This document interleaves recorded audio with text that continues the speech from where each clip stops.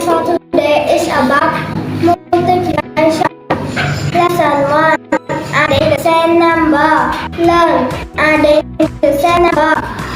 Take 2 pencils in each hand. Question number 1. How many groups of 2 pencils are there?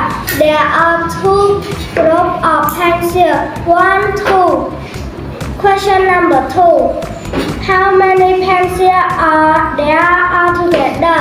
There are 4 pencils altogether. Question number 3. How do you find it? I combine it all together. Example.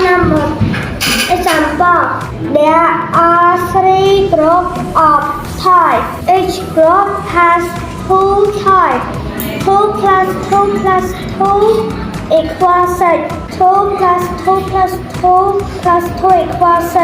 Means 3 groups of 2. 3 2 equals 6. 3 groups of 2 equals 6.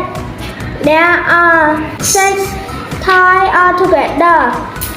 3 groups of 2 is the same as 6. Thank you.